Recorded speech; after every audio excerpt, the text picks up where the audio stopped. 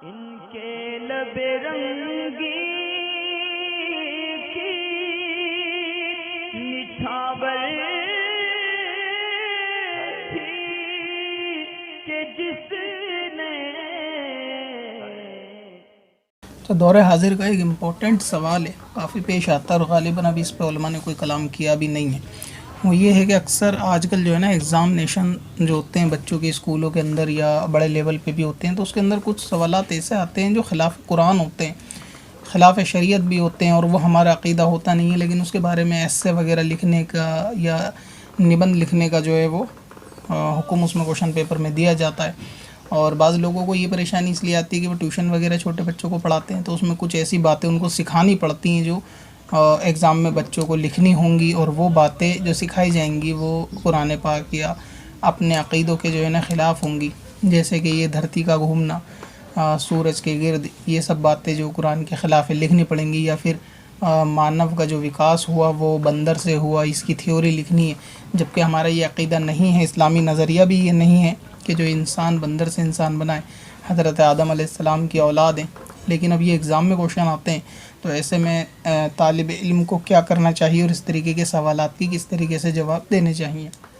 आजकल ये मामला हर जगह जो है वो आम है, क्योंकि स्कूल हो या कॉलेज तो किसी भी तरीके का सब्जेक्ट हो, कहीं ना कहीं किसी न किसी सब्जेक्ट के अंदर इस तरीके के सवालात जो हैं वो एग्ज़ाम के अंदर आ ही जाने होते हैं कि जिसको लिखना ही पड़ता है, और उसको छोड़ इसलिए नहीं सकते क्योंकि वो ऑप्शन में भी नहीं होते, और अगर छोड़ते हैं तो साल ख़राब होने का, फ़ेल हो जाने का गालिब गुमान रहता है। तो ऐसी सूरत में स्टूडेंट को क्या करना चाहिए? देखें, इसको इस तरह से आप इसमें दरमियानी रास्ता निकाल सकते हैं, और जो ट्यूशन वगैरह बच्चों को पढ़ाते हैं वो बच्चों को इस तरह सिखा सकते हैं। एक छोटी सी मिसाल ले लें, जैसे अगर आपके पास जो है वो गाय का निबंध लिखने के लिए आता है कि ऐसे लिखिए गाय के ऊपर, तो ज़ाहिर है कि उसकी शुरुआत जो लोग करते हैं वो इसी तरीके से करते हैं कि गाय हमारी माता है, उसके फिर 4 पैर 2 सींग, ऐसा वैसा, ये सब आगे की पूरी डिटेल उसमें लिखते हैं। ख़राबी जो है वो शुरू ही में आती है कि ये हमारा अक़ीदा नहीं है कि कोई जानवर माता या फिर माता के समान हो, तो ऐसा हमारा अक़ीदा नहीं है।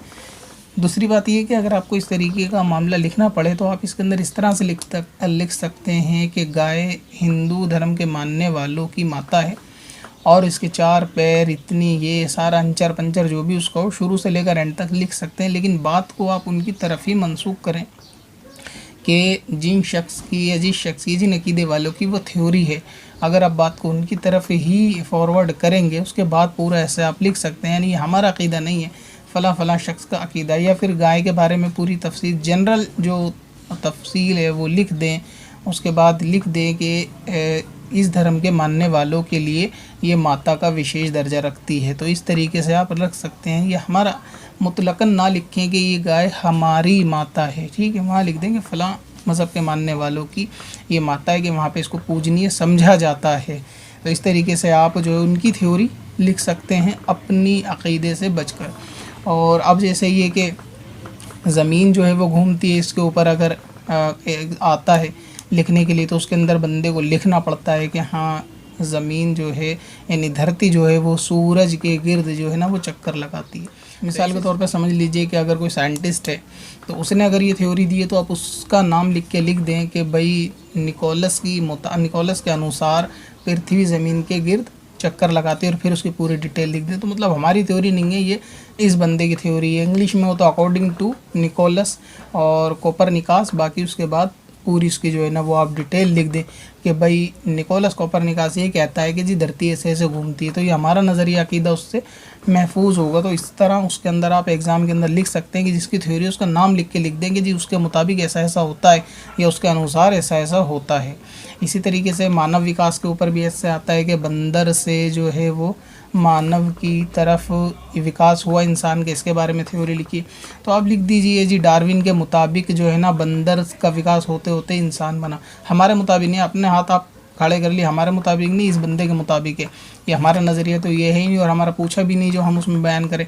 जिसका पूछा है साइंटिस्ट का, आप उसका बयान करें, और आपसे आपका भी नहीं पूछा जाता कि जी पर्सनल राय लिखिए।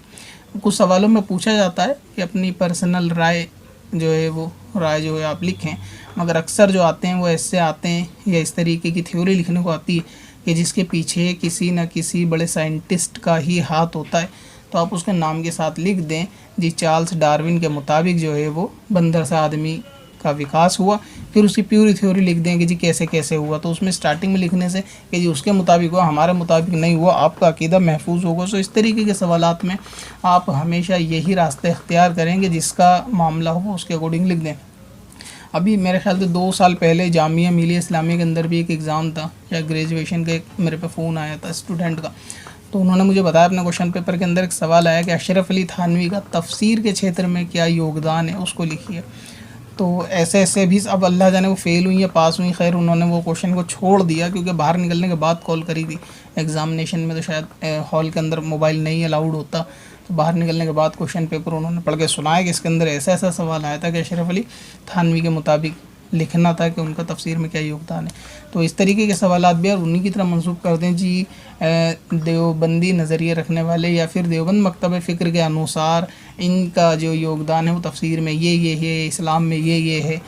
तो सारा चीज़ें आप जो है ना लिख सकते हैं, लेकिन पहली बात को आप उसकी तरफ ही डाइवर्ट करें कि जिस बंदे का वो कौल हो या जिनके अक़ीदे के मुताबिक बात पूछी जा रही हो, तो इस तरीके से करें। और बच्चों को भी फिर यही जो स्टूडेंट ट्यूशन वगैरह देते हैं छोटे बच्चों को, तो इस तरीके के मामले में इनको भी इसी तरीके से लिखना सिखाएं कि जो भी बात हो वो उनकी तरफ ही फॉरवर्ड करके लिखी जाए कि फ़लाँ बंदे के मुताबिक ऐसा ऐसा होता है। अगर चीज़ वो इस्लाम के ख़िलाफ़ है तो वो हमारा नज़रिया उससे और अक़ीदा हमारा हिफाजत उससे रहेगी। तो इस तरीके से आप लिखें और इसी तरीके से उनको सिखाएं एग्ज़ाम में। अब ऐसा भी नहीं हो सकता कि एग्ज़ाम छोड़ा जाए, ये कहा जाए कि एग्ज़ाम नहीं, क्योंकि हर जगह पर ही इस तरीके का किसी न किसी सब्जेक्ट में दखल ज़रूर है कि जहाँ इस तरीके के सवालात इस नज़रिए के पूछे ही जाने। तो अब ऐसा नहीं कह सकते कि जी पढ़ाई छोड़ दे और मुसलमान जो है वो पढ़ाई लिखाई से दूर भागे, क्योंकि अक्सर उलमा भी बयान करते हैं कि अच्छी तालीम देनी चाहिए, पढ़ना चाहिए।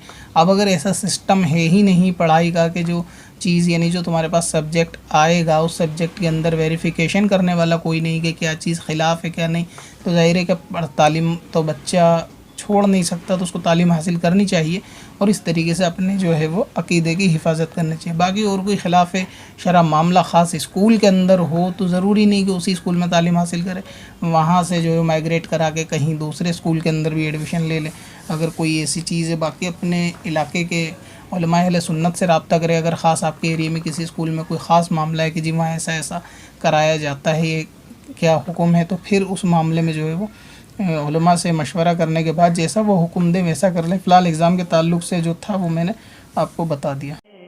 पत्थर में असल लाले पुरनवार